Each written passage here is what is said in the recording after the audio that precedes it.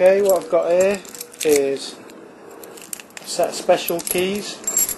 When you buy these special keys, you get them between, some of them are a set of 3 like that, or some of them are a set of 4. Basically what these are, they're bump keys and they're cut to different depths. So the idea is, you work through them in order. If you have a look at the keys, see on that one there, it says number 3. Basically all these keys are numbered, starting at number 1, as you can see there, and going up to number 4 in the case of Yale. Some of the others it's just up to number 3. So the basic idea is that you're going to use them like a bump key.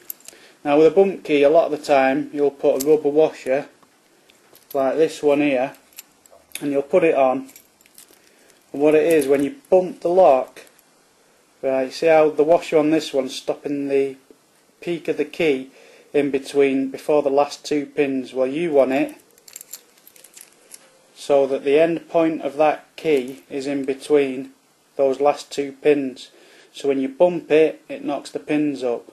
That's how you open the lock.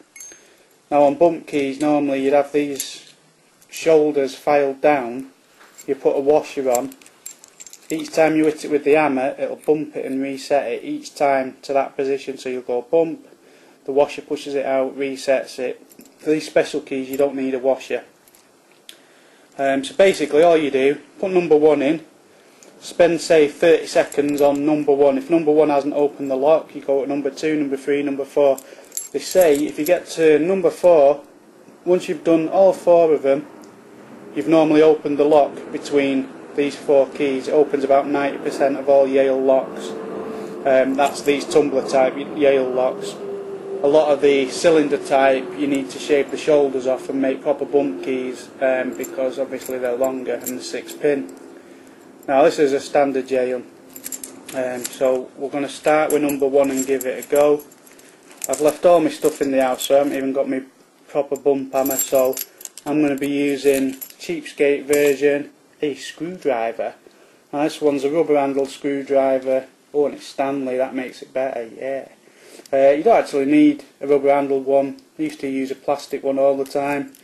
Just as good really, it doesn't really matter. So all you're doing, putting your key in. Now if I was to put the key all the way in to there, it's actually gone past the end pin.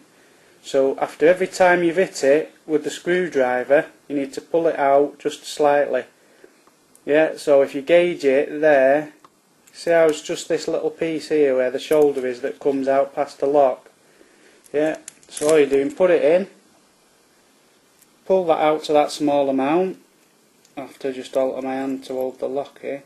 Right, and then the small turning pressure at the bottom with your finger and your thumb at the top on the lock. Obviously if you're doing it on a door, you're doing it that way. Sorry, that way like that. And then you hit it with the hammer in the middle. As soon as it goes, you'll turn the key. But for demonstration purposes and ease, while I've got the camera balanced on my chest, I'm going to do it sideways on. So basically you're just doing a hit. It's not opened it, pull it out again, hit. Just repeat this a few times. So I'll try and keep this in shot all the time. You don't need much turning pressure. When it does actually go, you know, you don't need much pressure at all to turn the key. It practically just jumps up and does it itself, to be honest with you. So I'm lazy, I can't be bothered waiting the full 30 seconds. I've had a few hits with this Yale lock. I've not got it open, so I'm going to go on to number 2 now.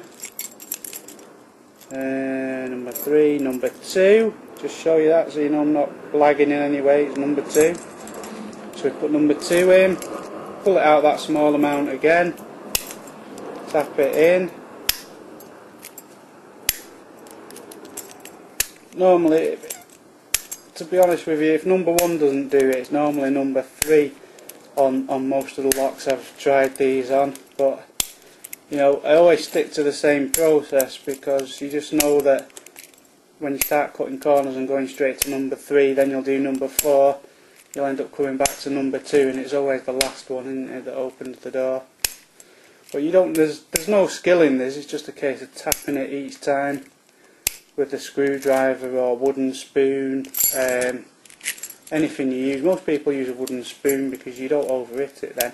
So I'll just show you that key. We're on trying number 3 now. Let me get that in the light. There you go, number 3. You can see that. Trying number 3. See now, number 3, I can feel that it is a little bit higher on the pins because I do quite a lot of bumping, so I can feel. There you go, it's open. So number 3's just bumped that open now, and that's it. You're into the lock. Give it another go. Now we know it's number 3. It shouldn't take too long to bump. It only took a couple of hits. He says, and now it's going to look really stupid, but there you go. It is number 3. I can feel it on the pins inside. You get used to, you know, once you bump quite a lot of locks, you get used to that feeling. There you go, number 3, it's open again. Yeah, can you see that? No scam behind it, they do genuinely work. I'll give number 4 a go, just because I've got it here. Let me just get the light on it so you can see it's number 4. Can you see that? I'm not sure whether you can see it. Anyway, this is number 4. Fits in the lock. At the end of the day, if these keys fit in the lock, it's worth having a go. You never know. Might find number 4 actually does it quicker. It might not even bump it at all. But as you've just seen, even without number 4, we've opened the lock on number 3.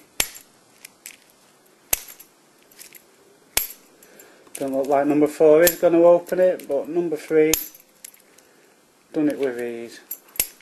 Oh, there you go, number 4's opened it as well now. They're an amazing set of keys.